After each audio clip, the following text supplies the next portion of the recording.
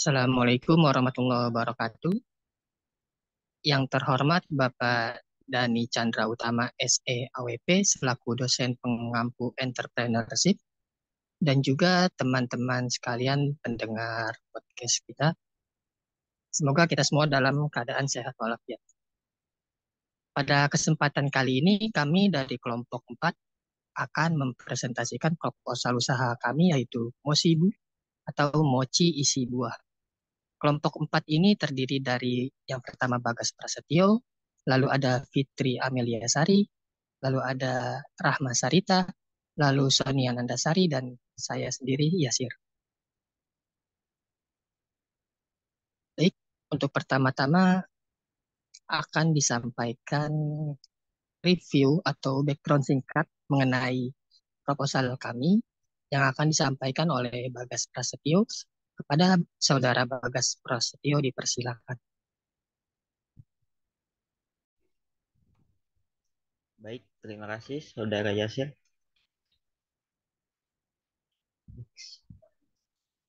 Yang pertama ada bisnis background, yaitu Mosibu merupakan dessert yang terbuat dari tepung ketan dan umumnya berbentuk bulat dan bersifat semi basah yang di dalamnya terdapat buah stroberi. Sama halnya seperti kue tradisional asal Jepang, ini sudah menjadi favorit karena orang-orang bisa menikmati dengan berbagai rasa. Mochi juga sangat sehat karena merupakan salah satu dari sedikit sumber karbohidrat yang dikemas dengan protein dan bebas gluten juga kolesterol.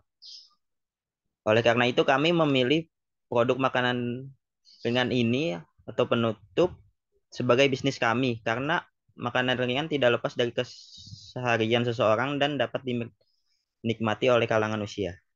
Next. Adapun visi misi kami yaitu yang pertama visi menjadikan brand Mosibu menjadi dikenal oleh masyarakat luas dengan branding dan image yang baik, berkualitas, bermutu, memiliki cita rasa yang lezat, serta memiliki harga yang ramah di kantong konsumen. Berikut kemudian misi yang pertama memberikan harga jual makanan yang ramah di kantong konsumen tanpa mengurangi kualitas produk. Yang kedua membuat konsumen puas terhadap cita rasa yang kami produksi. Yang ketiga berinovasi terhadap produk-produk baru yang akan diluncurkan kepada masyarakat luas. Selanjutnya saya kembalikan ke moderator. Terima kasih Saudara Bagas atas pemaparannya. Untuk selanjutnya yaitu deskripsi produk dan struktur organisasi yang akan disampaikan oleh Saudari Sonia. Saudari Sonia dipersilakan. Baik, terima kasih moderator. Selanjutnya ada deskripsi produk. Mosibu merupakan brand makanan hidangan penutup, dessert, atau makanan ringan yang memiliki cita rasa manis dan menyegarkan. Mosibu ini terbuat dari tepung ketan yang di dalamnya terdapat coklat meleleh, lalu ada buah stroberi. Tentunya coklat dan buah stroberi yang kami gunakan berkualitas tinggi. Mosibu merupakan brand rumahan yang dibangun oleh 5 anggota kelompok yang dimana bertujuan untuk memenuhi nilai mata kuliah entrepreneurship.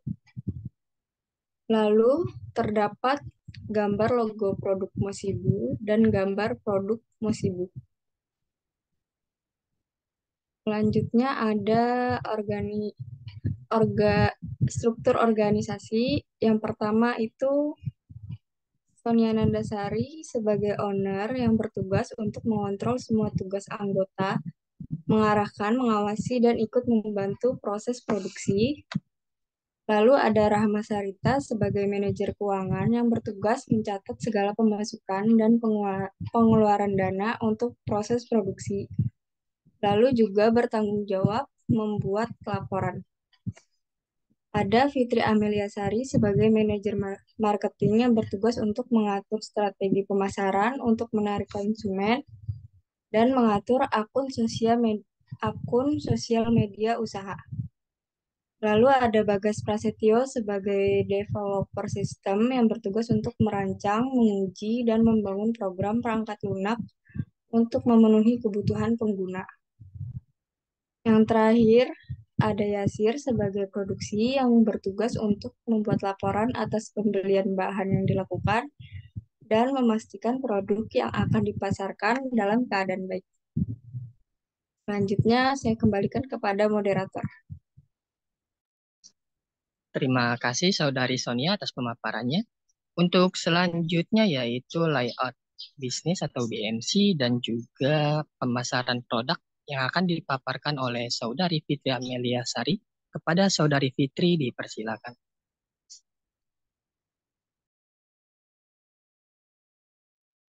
Terima kasih kepada moderator. Untuk selanjutnya ada untuk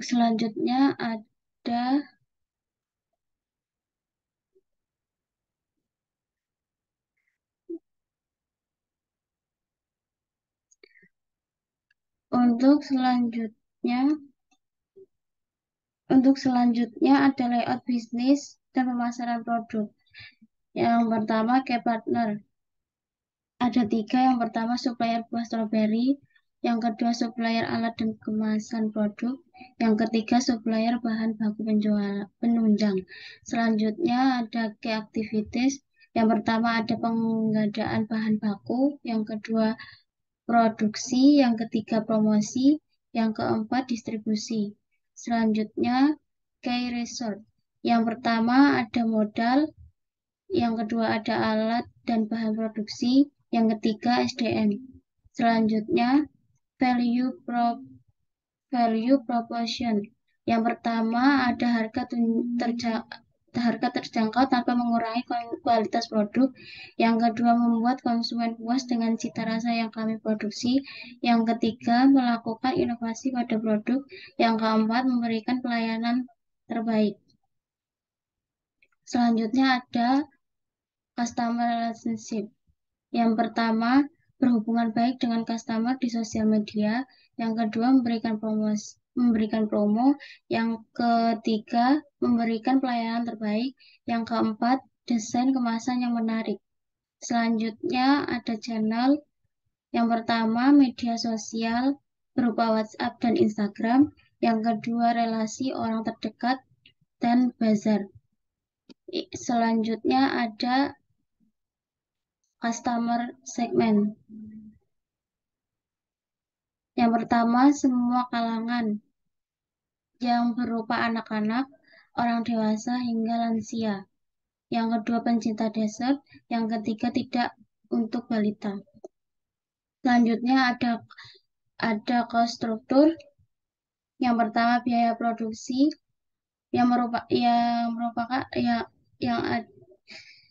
yang pertama ada produksi berupa alat dan bahan. Yang kedua ada biaya promosi. Yang ketiga biaya kemasan. Yang keempat gaji karyawan. Selanjutnya ada revenue stream.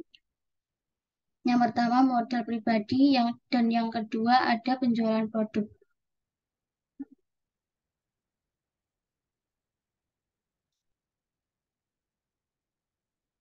Selanjutnya ada pemasaran produk. Kami menggunakan 4 pemasaran produk. Untuk yang pertama, melalui Instagram. Instagram adalah salah satu teknik pemasaran sebagai salah satu strategi dalam digital marketing yang paling diminati oleh para pelaku bisnis online. Karena Instagram merupakan salah satu di antara sosial media paling populer, khususnya di kalangan milenial. Yang kedua, brosur produk. Pemasaran melalui brosur produk terbilang masih sangat efektif untuk mempengaruhi minat konsumen. Sebab selain biaya produksi brosur yang terbilang cukup ringan, keberadaannya mampu menjelaskan produk secara detail, mulai dari kelebihan produk, keuntungan yang diperoleh, serta bentuk fisik produk seperti warna, bahan, dan ukuran yang biasanya juga dicantumkan dalam sebuah brosur. Yang ketiga ada standing banner.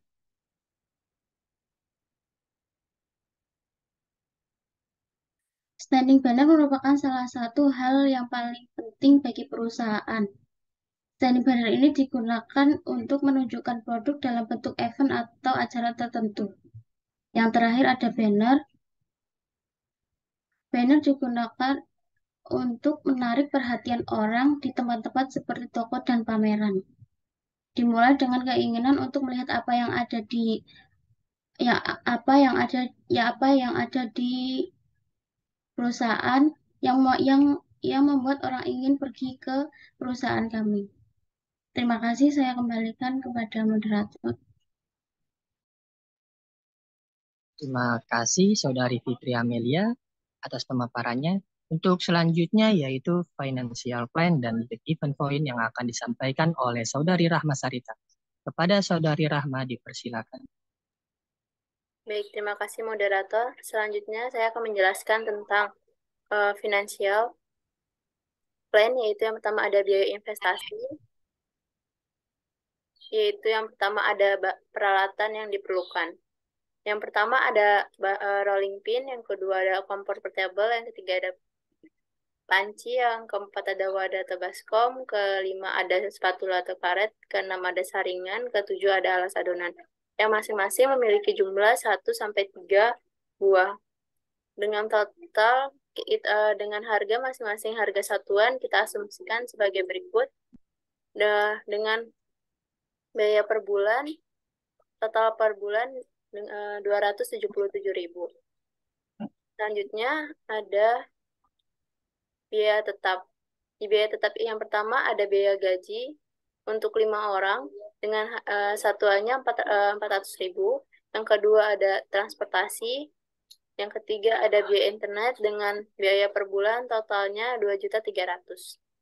Selanjutnya ada biaya variabel, yaitu yang pertama ada bahan baku yang terdiri dari tepung ketan, gula pasir, garam, stroberi, margarin, dark coklat, tepung serbaguna, gula halus, susu kental manis, yang memiliki volume dan harga asumsi yang kita asumsikan sebagai berikut di tabel. Yang ketiga ada perlengkapan pembantu, yang pertama ada kemasan satuan, yang kedua ada kertas minyak kue, yang ketiga ada plastik wrap, dengan total nilai per bulannya 1.211.500. Selanjutnya ada business execution budget. Yang pertama di sini ada brosur produk dan stiker yang memiliki jumlah 100 piece dengan harga asumsi kita 100.000 dengan biaya per bulan 50.000. Yang kedua ada banner dan standing banner masing-masing satu dengan kita asumsikan sebagai berikut, harga totalnya yaitu per bulan semuanya 150.000. Selanjutnya ada break even point. Peralatan-peralatan diperlukan dengan harga penyusutan masing-masingnya. Yang pertama ada rolling pin, yang kedua kompor portable, yang ketiga ada panci, yang keempat ada wadah atau baskom, yang kelima ada spatula karet, keenam ada saringan, yang ketujuh ada alas adonan. Dengan nilai masing-masing sudah kita asumsikan sampai 12 bulan atau 1 tahun dengan total biaya penyusutannya per bulan 30.000, total semua biaya penyusutan yaitu 30.583. Selanjutnya ada break even point dengan ketentuan harga per unit yaitu 8.000. Biaya tetap dihitung dari biaya gaji sebesar 2 juta, ditambah biaya transportasi 200.000, ditambah biaya operasional sebesar 100.000, ditambah biaya penyusunan peralatan sebesar 30.538 yang sebelumnya sudah kita perhitungkan. Dengan total biaya tetap yaitu Rp2.330.538 dengan kapasitas produksi 600 piece. Yang selanjutnya ada total penjualan dihitung dari kapasitas produksi yaitu 600 piece dikali harga per unit yaitu 8.000 dengan total penjualan seharga 4.800.000. Fixed cost per unit ditentukan dari biaya tetap sebesar 2.300.000 dibagi kapasitas produksi sebesar 600 piece dengan harga total 3.833 per unit. Variable cost per unit dengan biaya variabel 1.211.500 per produksi 600 piece, jadi totalnya ada Rp2.019 per unit. Dengan BEP per unit yaitu biaya tetap dibagi harga per unit dikurang variable cost yaitu total BEP per unit sebesar 2 juta 3, dengan total 300.089.675 per unit. Yaitu selanjutnya ada BEP rupiah yang ditentukan dengan biaya tetap dibagi 1 dikurang biaya variabel per total penjualan dengan total yaitu 3 juta BEP per rupiah totalnya yaitu 3.117.403 rupiah. Selanjutnya ada profit revenue sharing, di mana ini ada pembagian laba antara owner dan investor. Yang pertama ada keuntungan yang diperhitungkan dari total penjualan dikurang total biaya. Dengan hasil 1.257.917. Dengan owner, persentasenya itu 70% dan investor sebesar 30%. Dengan pembagian laba untuk owner sendiri totalnya 880.542 dan investor sebesar 30% dari laba bersih tersebut yaitu 375 rupiah. Selanjutnya saya kembalikan kepada moderator. Terima kasih Saudari Rahma atas pemaparannya. Baik, sampailah kita di penghujung presentasi ini. Untuk selanjutnya yaitu closure atau penutup yang akan disampaikan oleh ketua kelompok kami yaitu Sonia Nandasari. Kepada Saudari Sonia dipersilakan. Yang terakhir ada kesimpulan. Dalam menentukan suatu usaha perlu mengetahui terlebih dahulu berbagai macam hal yang berhubungan dengan usaha yang didirikan, seperti mengetahui peluang dalam usaha yang akan dijalankan, pemilihan lokasi yang strategis, pemasaran produk, serta aspek-aspek lain yang berkenaan dengan pendirian usaha. Dengan demikian, maka usaha yang akan dijalankan dapat berjalan dengan baik. Lalu ada penutup dari kelompok kami. Ketika memulai mendirikan usaha atau berwirausaha, maka ada baiknya membuat dan melakukan sesuatu yang disukai sehingga usaha yang dijalankan bisa dilakukan dengan senang hati. Selain itu, kami perlu meningkatkan jumlah produksi dan juga berbagai aspek pemasaran agar usaha dapat berjalan dengan baik dan lancar serta dapat bersaing di dalam dunia usaha. Terima kasih, saya kembalikan kepada moderator. Terima kasih Saudari Sonia atas pemaparan. Demikianlah pemaparan singkat mengenai bisnis plan kami. Dan saat ini juga kita sedang membuka untuk investasi dan bagi yang mendengarkan atau Bapak Ibu sekalian, jika ingin berinvestasi, kami sedang membuka saat ini. Terima kasih, sekian dari kami. Wassalamualaikum warahmatullahi wabarakatuh.